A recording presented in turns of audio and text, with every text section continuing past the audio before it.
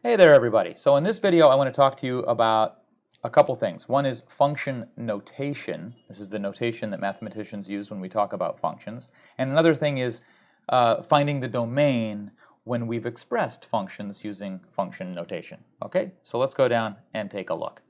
Okay, so let me describe a function for you. Here's my input, and I'm going to describe it by drawing an arrow to indicate what the output is. So let's say 3x minus 8. So for any number x, the output of my function is going to be 3x minus 8. So for instance, if I plugged 1 in for x, what's the output associated with 1?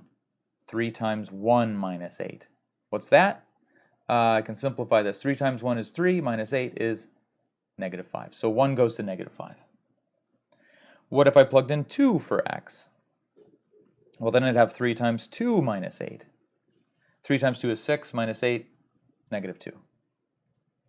What if I plug negative 1 in for x? Well, now I have 3 times negative 1 minus 8. Well, 3 times negative 1 is negative 3 minus 8, negative 11. Now, I could keep going. I could just do number after number after number here and get a better idea of what this function does. Okay, but let's stop here. I think we get the gist of it.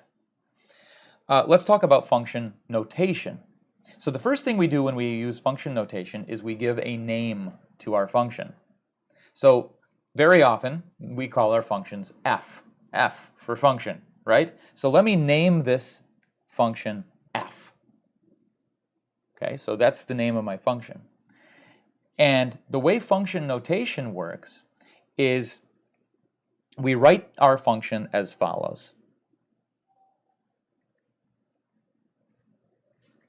Now, what have I done here? I've written the name of my function. I've written the input, which is x. I've just left it an arbitrary value x. And I've indicated what the output would be. So what you should think of is these parentheses are kind of like a valve, right? The x goes into the valve, right? And then when it comes out of the function chews it up, manipulates it, and spits out the output. So the input goes in here, and the output comes out here, right? So it takes the domain and spits out something in the range. And this is how the notation works. So to write these things down differently, I could have written it like this. Let me move out of the way here. So I could have written, to encapsulate this, I could have written f of 1 equals negative 5. F of 2 equals negative 2. F of negative 1 equals negative 11. My input is plugged into the function, and it produces this output. That's how function notation works. Okay. Let's do another example. Okay. Let's go down and look at another function. Let's say f of x equals 2 over x minus 3. Okay, so I'm describing for an arbitrary input what the function does to it. So if I were to compute, say, f of 1, or f of 2, or f of 3, I could talk about what these outputs are. Right? So what is f of 1? Well, that means plug 1 in place of x. Well, x is over here in the expression for the output. So I'm going to take 2 over 1 minus 3. That's 2 divided by negative 2. That's negative 1. So f of 1 is negative 1. What about 2? Well, that's going to be 2 over 2 minus 3. 2 divided by negative 1. It's negative 2. What about 3? That's 2 over 3 minus 3. That's 2 over 0.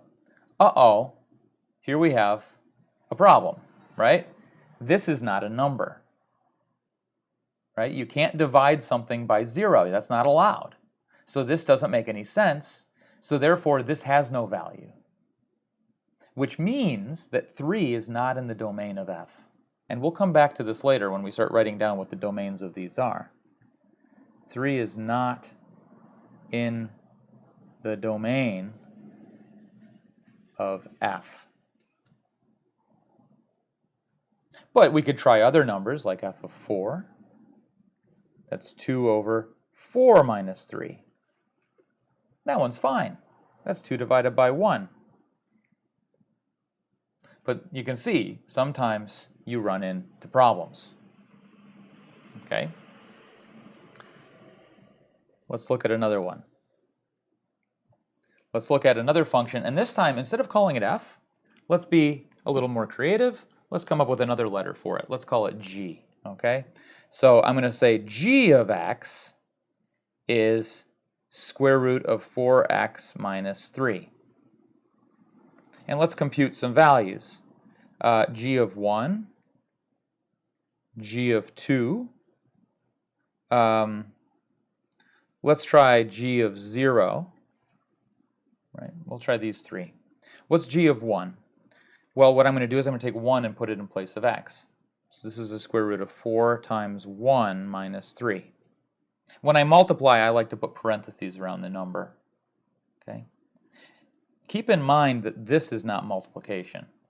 Okay, this is not g times 1. This is special function notation. Okay, and that's different than this. These are completely different. These parentheses I'm using because I'm multiplying, and you can use parentheses to indicate multiplication. These parentheses are not multiplication. These are reserved for function notation. So don't get those confused. Okay? But anyway, what do we have? 4 times 1 is 4, minus 3 is 1. Square root of 1 is 1. So g of 1 is 1.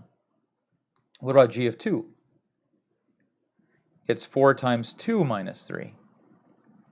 That's 8 minus 3 is the square root of 5. I can't write that any simpler than that.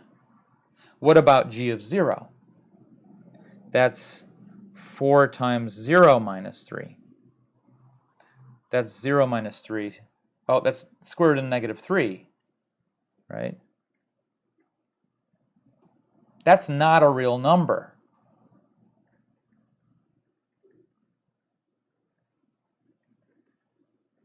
Not a real number. We will talk about imaginary numbers later in this class, but for now, if it's not a real number, then it's not defined. Okay? So that means that 0 is not in the domain of g.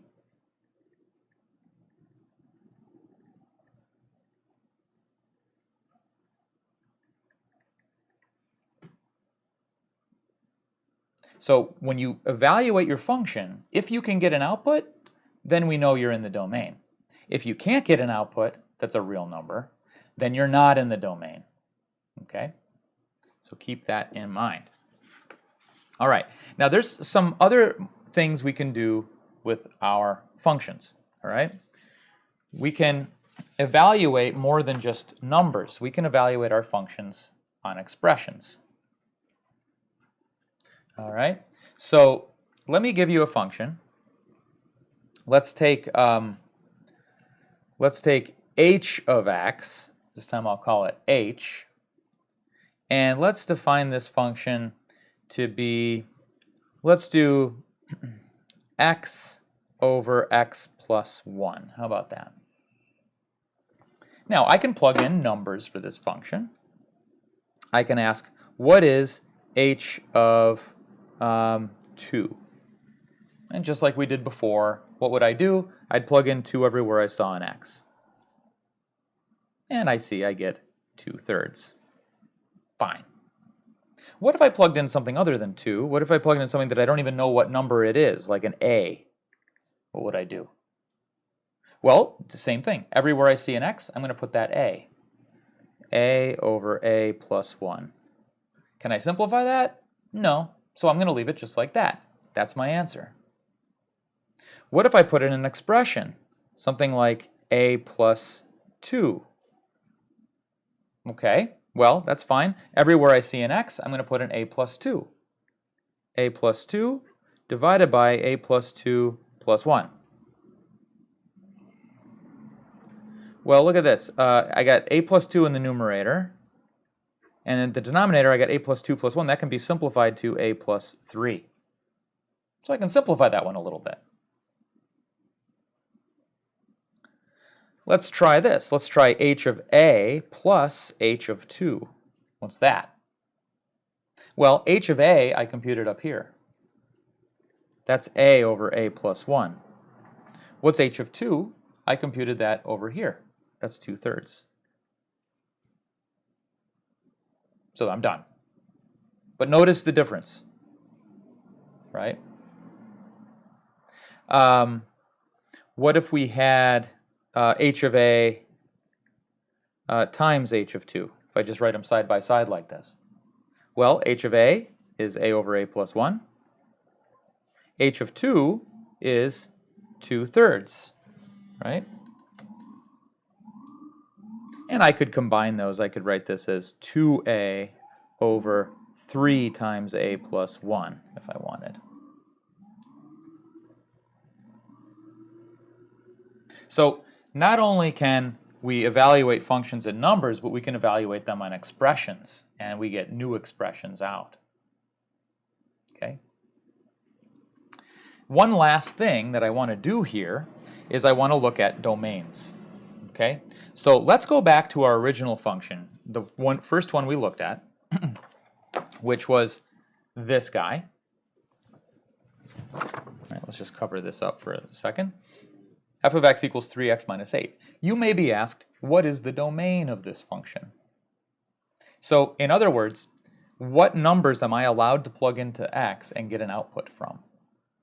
Well, we didn't have any difficulties here. Every number we plugged in for x, we got an output for. So it doesn't look like there's any problems. And if we think about it, how could I run into any difficulties? I mean, no matter what number you give me, I can multiply it by 3 and subtract 8, no problem. I can give you a number back. If you give me a really crazy number, I might need a calculator, but I can do this, right? And I can give you a number back. So there's no problems here. So every input will have an output. And so that means every real number is in the domain. Remember, the domain is the set of admissible inputs. So everything's admissible here. And so therefore, the domain is all real numbers. Or I could write that as an interval like this. Right? Negative infinity to infinity. That's the domain for this function. And all I have to do is think about what am I allowed to plug into here and get an output. Now let's go on to the next one. Things will get a little more interesting. What about this guy? I see I'm in the way again. So let me move over here. So we saw that there were some issues, right? 3 was not in the domain, because if I plug 3 into this function, I'm dividing by 0. So there's at least one number that's not in the domain. So the question is, are there any other numbers that aren't in the domain? Well, whatever number you give me, I can compute that number minus 3. That's not a problem. And as long as this isn't 0, I can always divide by that number, so that's fine. So really the only problem is 3. So 3 is the only number that is not in the domain. So that means that the domain is everything except 3. All right? So when I write down the domain of this function, I'm going to pass through all numbers but skip over 3. So I'm going to go from negative infinity up to 3, but not include 3, so I use a round bracket. Then I'm going to go from 3 up to infinity. Notice I didn't use square brackets, so I'm not including 3 here. If I have two intervals and I want to combine them, I use a union symbol. So the domain for this function is the union of these two intervals. It's all real numbers except 3, because 3 is my only problem point. And that's a common trend when we look at functions. Sometimes it's easier to think about what's not in the domain of this function and just exclude that from everything else. Because a lot of times functions just have a few points that aren't, a few numbers that aren't in their domain. So sometimes you want to think about what's not in the domain to figure out what is the domain. Now let's go to this one. G of x equals square root of 4x minus 3. Well, this guy This guy, we saw we had a problem here when we plugged in 0. So 0 was not in the domain.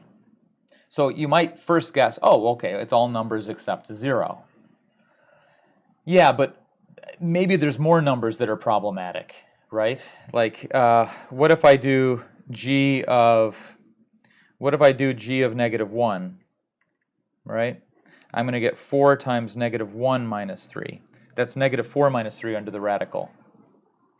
That's the square root of -7. Same problem, right? So not only is 0 not in the domain, but also -1 is not in the domain. So what's happening? Whenever the thing under the radical ends up being negative, we're not in the domain.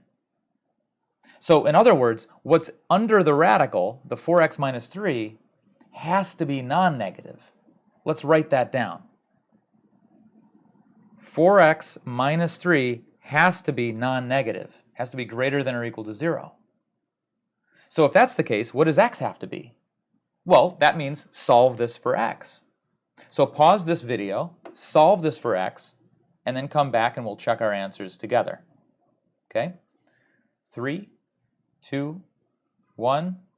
All right, you're back. Let's see, let's compare our answers. I'm going to add 3 to both sides. I get 4x is greater than or equal to 3. Now I'm running out of space down here, so I'm going to go up here. I'm going to divide both sides by 4. Cancel the 4's. And I have x is greater than or equal to 3/4. So in order for this to be non-negative, in order for x to be in the domain, x has to be greater than or equal to 3/4. That tells us what our domain is. Our domain is the interval from 3/4 up to infinity. Right? I'm just rewriting this inequality as an interval. Okay? So these are things you have to be careful about. Dividing by 0, taking the square root of a negative number. Those are a couple of things that you should look out for. Are those the only things that could cause numbers not to be in the domain? No. There are other functions that have other problem points. But these are certainly things that you should keep an eye out for. If you see a square root, if you see division, then look out. Expect to, well, just don't expect that, not anything, but, go be ready to check to see if there might be some numbers that aren't in the domain. Okay, so that is function notation and finding domains from functions expressed that way. So that's it for this video, and I will see you in the next one.